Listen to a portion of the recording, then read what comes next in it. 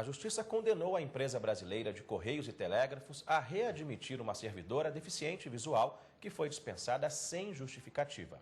Ela também será indenizada.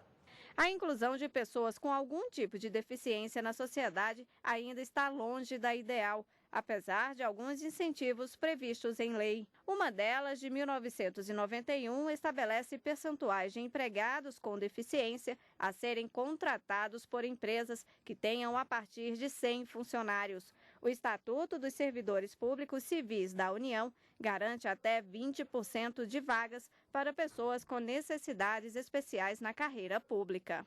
Mas na prática a situação é bem diferente. Tem que passar por uma mudança cultural. A gente tem uma legislação que fala em cotas para pessoa com deficiência nos concursos, na contratação das empresas e também eu acho que mais investimento, uma política mais voltada para a qualificação, não ficar tão por conta do esforço próprio do deficiente visual e sim a sociedade acolher mais essa questão como responsabilidade sua. Flávio é artista plástico e perdeu a visão há 15 anos após um acidente. Recentemente terminou um curso de recursos humanos. Ele afirma que pensou em desistir diante das portas fechadas que encontrou pelo caminho.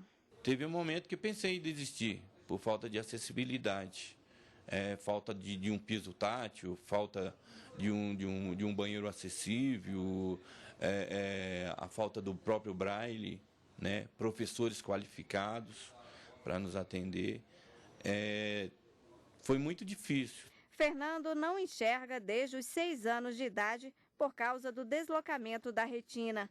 Hoje ele é professor de escola pública, cargo que só conseguiu ocupar depois de entrar com uma ação na Justiça. A gente precisa saber das leis, interpretar os editais do concurso e observar e acompanhar tudo o que está acontecendo em volta, se realmente a lei está sendo cumprida ou não.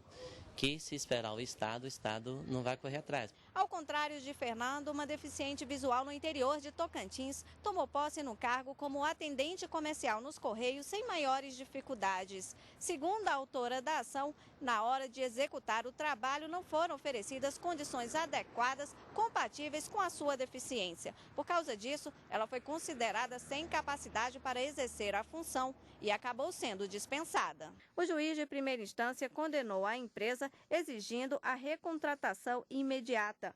A funcionária ainda vai receber indenização por danos morais no valor de R$ 188.500. O juiz argumentou que houve provas claras do tratamento desigual por parte dos Correios. Ainda cabe recurso da decisão. E os Correios informaram que a empresa tem cerca de 7.000 funcionários com deficiência e nos concursos destina 20% de vagas a esse grupo de pessoas, portanto, acima dos 5% exigidos pela legislação. Os Correios disseram ainda que vão recorrer dessa decisão. E eu continuo conversando sobre esse assunto. Aqui no estúdio a gente recebe o juiz do trabalho, doutor Rogério Neiva. Doutor, obrigado pela sua participação, bem-vindo ao Jornal da Justiça. Existe uma legislação específica para tratar do acesso do portador de deficiência no mercado de trabalho ou essas adequações ficam por conta das empresas? Boa tarde, Fred, boa tarde ao telespectador.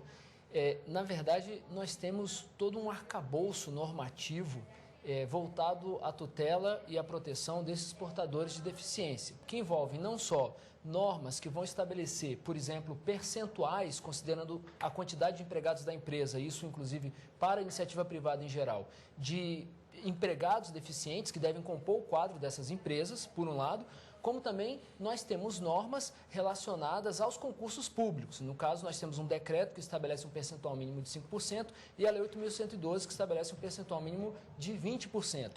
E aí, independentemente do número de funcionários? Independente do número de funcionários. A regra do número de funcionários, que está prevista na Lei 8.213, vale para as empresas que tenham a partir de 100 empregados. É um percentual que varia de 2% a 5% de empregados com deficiência física. Isso independente do concurso público, independente da área pública. E nós temos normas não só que vão estabelecer o acesso, como também nós temos normas que vão combater a discriminação. A Lei 9.029, por exemplo, estabelece sanções para o empregador que deixar de contratar um determinado empregado pelo fato de ser portador de uma deficiência física. Foi o que aconteceu nesse caso que a gente mostrou na reportagem da Carol, né?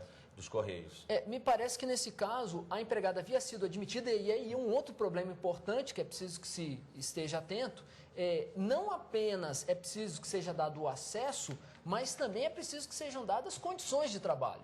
No caso, houve uma compreensão de que o acesso havia sido assegurado, mas não eram asseguradas condições de trabalho, que inviabilizava a manutenção da empregada na empresa.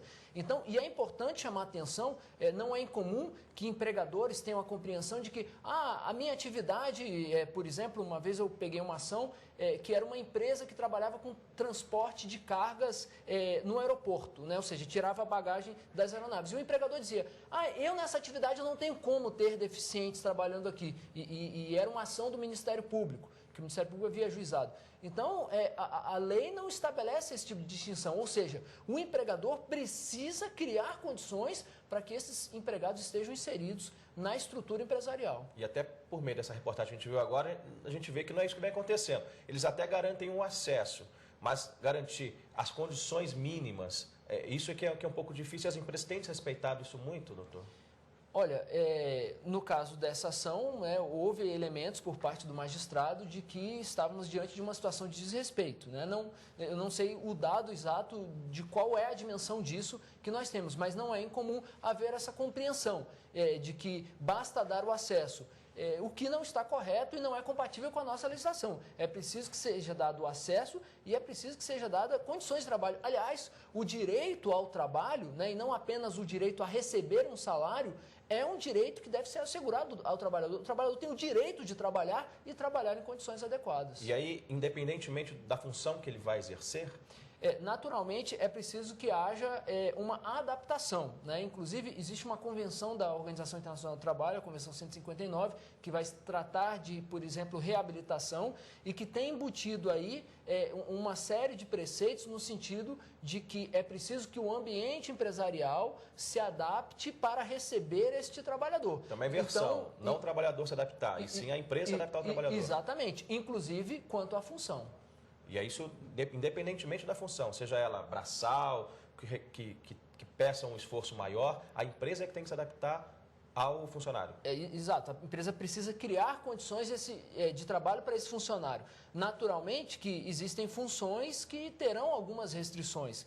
E aí é preciso se identificar, né, quais as funções nessa empresa estariam mais adequadas e assegurar as condições. Nós tivemos um debate recente, não exatamente na área empregatícia, do caso do concurso da Polícia Federal, em que o Supremo Tribunal Federal determinou a retificação do edital para que fossem recebidos portadores de deficiência. E a Polícia Federal terá que se ajustar para receber esses servidores públicos portadores de deficiência. Eu conversei aqui com o juiz do trabalho, doutor Rogério Neiva. Obrigado pela sua participação. Seja sempre bem-vindo. Eu que agradeço e parabéns.